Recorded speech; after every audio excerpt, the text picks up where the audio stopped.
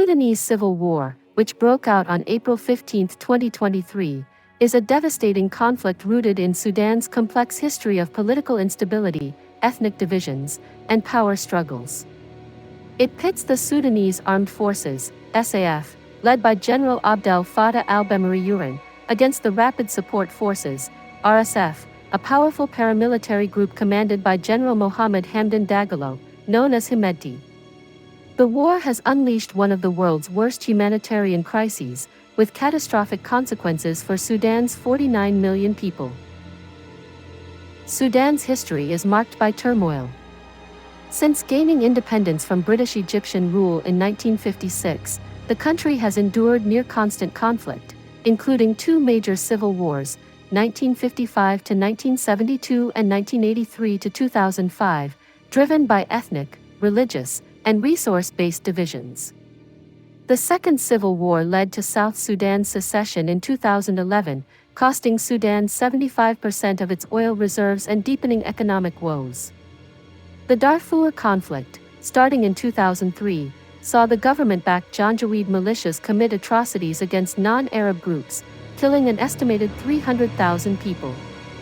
The RSF, formed in 2013 from Janjaweed remnants, became a powerful force under Hemedti, initially serving as a government-aligned militia. In October 2021, Burhan and Hemedti staged a coup, dissolving the civilian government and derailing the democratic transition. This move deepened public unrest and set the stage for their eventual rivalry. The 2022 Framework Agreement, meant to restore civilian rule, required integrating the RSF into the SAF, a process both leaders disagreed on. Burhan wanted it done in 2 years, Hemedti in 10. This dispute, fueled by personal ambitions and control over Sudan's resources, ignited the current war. On April 15, 2023, fighting erupted in Khartoum when the RSF attacked key government sites, including the Presidential Palace, Army Headquarters, and Khartoum International Airports. The SAF responded with airstrikes and ground assaults, turning the capital into a war zone.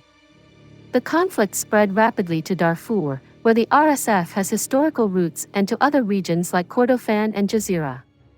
By late 2023, the RSF controlled much of Khartoum, forcing the SAF to relocate its headquarters to Port Sudan on the Red Sea coast. The war has been marked by intense urban combat, airstrikes, and artillery barrages, with both sides accused of targeting civilians. The RSF has consolidated control over Darfur, particularly after capturing 4 of its 5 state capitals by November 2023. In Jazeera, the RSF's December 2023 takeover of Wad Madani, a humanitarian hub, displaced hundreds of thousands.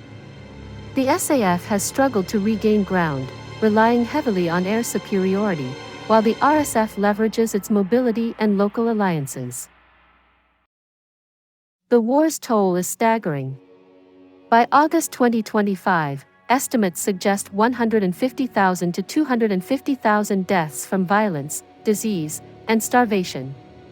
The UN has called it the world's worst humanitarian crisis, with nearly 13 million people displaced, including 8.6 million internally displaced persons, IDPs, and 3.8 million refugees in neighboring countries like Chad, South Sudan, and Egypt.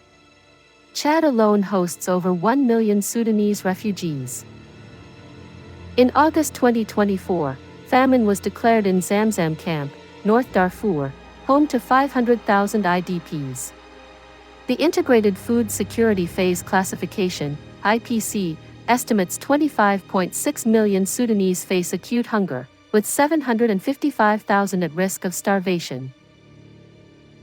Sudan's economy has imploded, with 80% of businesses shuttered, inflation soaring, and the Sudanese pound losing value. Gold smuggling, allegedly by the RSF, and disrupted agriculture exacerbate the crisis. The RSF and allied Arab militias have targeted non-Arab groups like the Masalit in Darfur, with massacres in El Geneina in 2023 killing thousands. The U.S. declared in January 2025 that these acts constituted genocide. The SAF's airstrikes have killed civilians indiscriminately, with reports of cluster bomb use. Sexual violence, looting, child recruitment are widespread.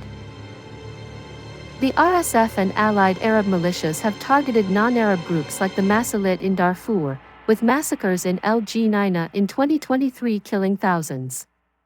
The U.S. declared in January 2025 that these acts constituted genocide. The SAF's airstrikes have killed civilians indiscriminately, with reports of cluster bomb use. Sexual violence, looting, and child recruitment are widespread. International efforts to stop the fighting have faltered. The Jeddah Declaration of May 2023, mediated by the US and Saudi Arabia, secured temporary ceasefires but no lasting peace. Talks in Geneva and Jeddah in 2024 and 2025 have been undermined by both sides' intransigence. The UN and African Union have pushed for humanitarian access, but only 54% of the UN's $2.7 billion aid appeal for 2025 is funded. Foreign powers complicate the conflict. The UAE is accused of arming the RSF, while Egypt and Turkey back the SAF. Russia and Iran have also been linked to arms supplies, though evidence is murky. As of August 2025, the war shows no sign of abating. The RSF controls much of Darfur, parts of Khartoum, and swathes of central Sudan, while the SAF holds eastern regions and Port Sudan. Recent peace talks in Jeddah, resumed in August 2025, aim to open humanitarian corridors but face skepticism due to repeated failures. The RSF's advance in Darfur and the SAF's reliance on airstrikes suggest a prolonged stalemate. Sudan's future hinges on whether Buran and Hemedti can be pressured into compromise, but their personal stakes, Buran's military dominance and Hemedti wealth and autonomy, make this unlikely without significant external leverage. The war risks further fragmenting Sudan, potentially leading to de facto partition or prolonged chaos. For ordinary Sudanese, survival is the immediate concern, with millions relying on underfunded aid and their own resilience. The war threatens regional stability. Sudan's collapse could destabilize neighbors like Chad, South Sudan, and the Central African Republic, already grappling with their own crises. The flow of refugees and arms across borders fuels tensions, while the Red Sea coast's strategic importance draws global interest.